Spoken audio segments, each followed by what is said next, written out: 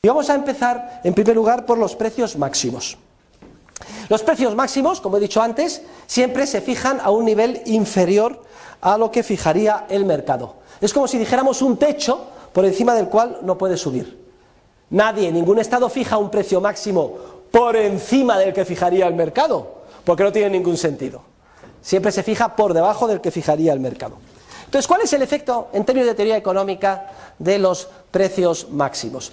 En todos los libros de texto neoclásicos y centrados en el paradigma del equilibrio al uso, se centran básicamente en este primer efecto que voy a comentar ahora, que es el efecto de aparición inmediata de un fenómeno de escasez, pero no se centra en el segundo efecto, que es todavía más importante, relativo a la malsana influencia que tiene el precio máximo sobre el espíritu empresarial. Vamos a ver. Si se fija un precio por ley inferior al de mercado, a ese precio tan bajo, inmediatamente surge muchísimas más personas que quieren comprar que los que están dispuestos a vender. A un precio de mercado, las cantidades que se ofrecen y demandan son parecidas. Si el precio se establece a un nivel más bajo, y eso lo vimos al estudiar la determinación del precio en competencia bilateral, surgen muchas más personas que demandan el bien afectado por el precio máximo que personas que lo ofrecen. Y entonces inmediatamente, ¿qué pasa? Que no hay suficiente cantidad de bien para satisfacer la demanda incrementada por ese precio reducido, que es el precio máximo. Y como no hay suficiente bien para dar a todos, a ese precio tan bajo, surge siempre un fenómeno de escasez. Y como no ha quedado bien claro, lo diré una segunda vez. Siempre que se establece un precio máximo con el poder coactivo del Estado por debajo del que fijaría el mercado, surge el fenómeno de la escasez. Y como no hay para todos, hay que buscar sistemas alternativos de distribución del bien escaso en relación con la demanda superabundante. Y surgen unos fenómenos que son curiosos, que ustedes también podrán observar cuando establecen los precios máximos. Si no hay para todos, pues entonces inmediatamente se organiza un sistema, puede ser de distribución de que, lo que llaman los americanos, first come, first served basis. El primero que llegue, el primero se lo lleva. Se organiza en una cola, cuando hay un precio máximo, una cola. Y entonces los primeros de la cola pueden comprar el bien, y los que están detrás de la cola no pueden adquirir el bien. Pero claro, muchas veces se dice, es injusto, hacemos una cola de 20 personas y solo pueden comprar la leche los primeros 6 y los otros 14 se quedan sin nada, eso es injusto. Entonces viene el político y dice, joder, menudo lío me he metido por poner el precio máximo, y hay colas, y además es injusto y clamor popular. Ya está lo que tengo que hacer. Para que todos puedan llevarse algo, voy a racionar la poca leche que hay entre los 20 de la cola. Se establece lo que se llaman las cartillas de racionamiento. Como no hay para todos, vamos a dar una cartilla de racionamiento, y su cartilla de racionamiento le da derecho a tantos kilos de pan, a medio litro de aceite, etc. Y no se rían ustedes, porque sus bisabuelos y abuelos han vivido en épocas con cartillas de racionamiento, cuando había precios máximos en España. Hay otro sistema de asignación del recurso, si no funciona el mercado, porque hay un precio máximo. Yo tengo que comprar y no hay para todos. La amistad, oye, que te hice tal favor tal día, véndeme por favor un jamón. O otro procedimiento todavía más morboso para tratar de convencer al vendedor de que te venda a ti. Pueden ustedes desarrollar su imaginación cuanto quieran. O en última instancia la violencia. Hay un totum revolutum y va la gente a la tienda, la rompe y se lleva el televisor debajo del brazo. Fíjense ustedes, todos son procesos violentos, redundantes, injustos y absurdos en el momento en que el mercado deja de funcionar y se establece el precio máximo por parte del Estado.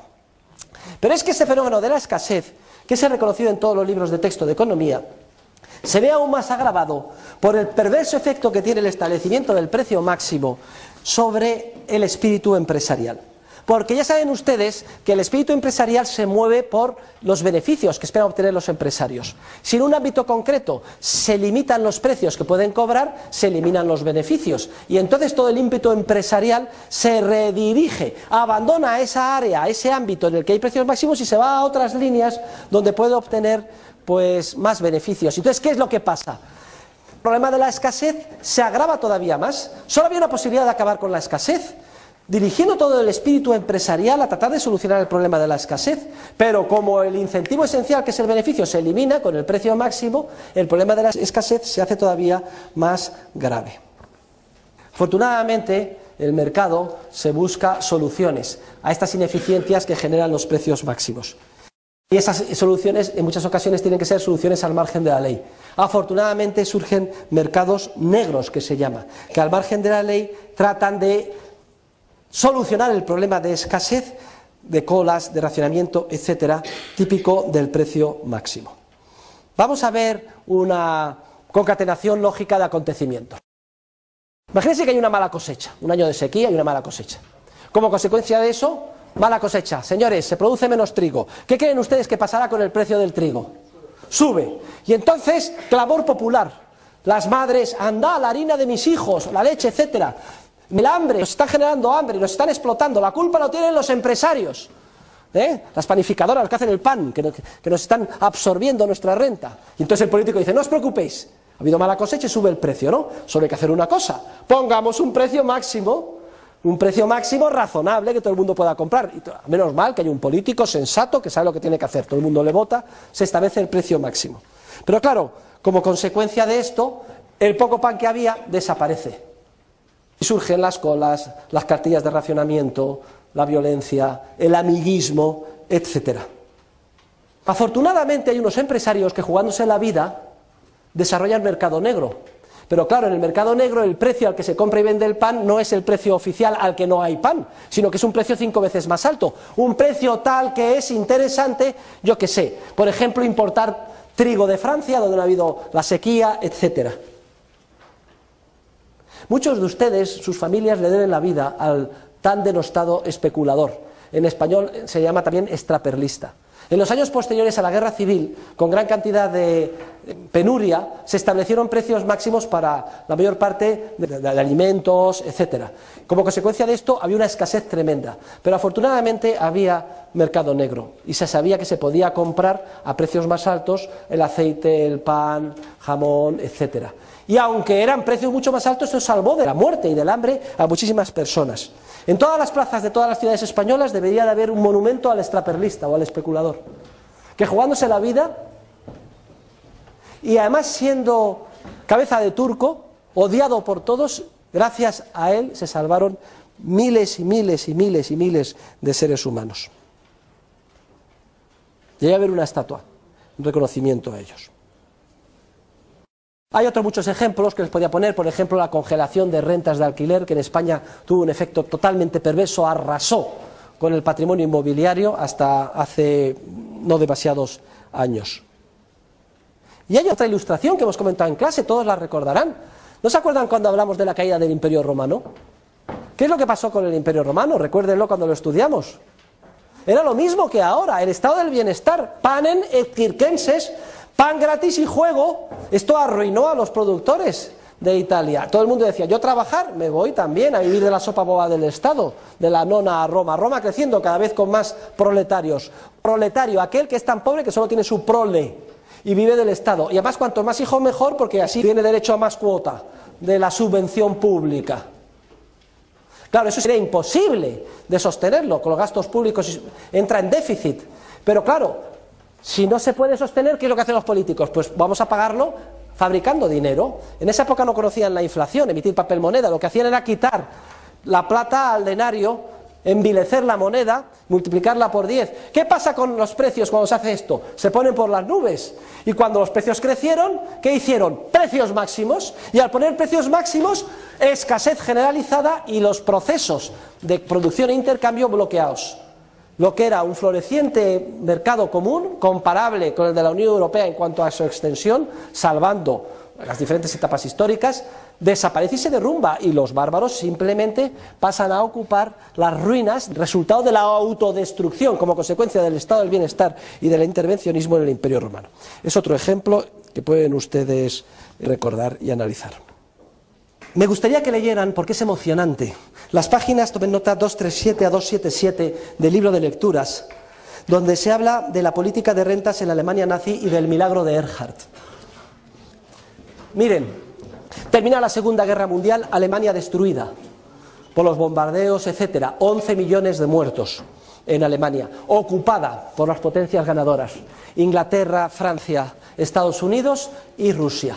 Vienen las potencias occidentales, no piensen ustedes que eran los comunistas, de eso ya se sabe lo que hay que esperar, y dicen, esto no hay tutía que se pueda organizar un país hundido, y establecen toda una lista de precios máximos para los bienes de primera necesidad, de alimentación, etc. Resultado: hambre, escasez, penuria. Pero afortunadamente, el que había sido alcalde de Colonia, Adenauer, por una serie de azares del destino, nombra ministro de Economía Ludwig Erhard, que había sido alumno de Röpke y había estudiado los libros de Mises, Hayek, etc. Y Erhard, que era un economista de los que saben, decían: aquí solo hay una solución, aquí tenemos que eliminar todos los precios máximos y establecer el mercado libre. Y lo propone a las potencias occidentales y todos le contestan. Eran todos militares, habían traído a los mejores asesores, a un tal Galbraith, que decían que era un genio de la economía y iba a salvar a Alemania, y lo que hizo fue hundirla. ¡Qué vergüenza! Igual que Estados Unidos cuando ocupó Japón con el general MacArthur, intervencionismo y precios máximos. ¡Qué vergüenza que Occidente impusiera eso! Ni caso. Dice: está usted loco, ¿cómo va a dejar libres los precios con una Alemania destruida? Pues señores, un domingo, cuando estaban jugando al golf, los ocupantes, y bajo su responsabilidad, los señores Adenauer y Erhard hacen un decreto, y además muy corto.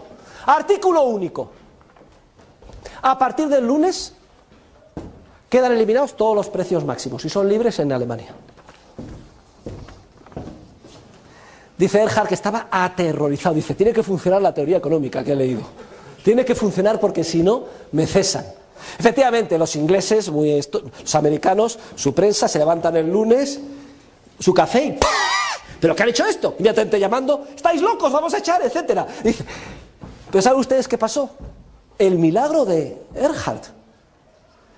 Resulta que no se sabe de dónde, de debajo de las piedras, de los escombros, de las ciudades destruidas alemanas, se inundaron unos mercados improvisados de huevos, leche, pan, patatas y comida en superabundancia.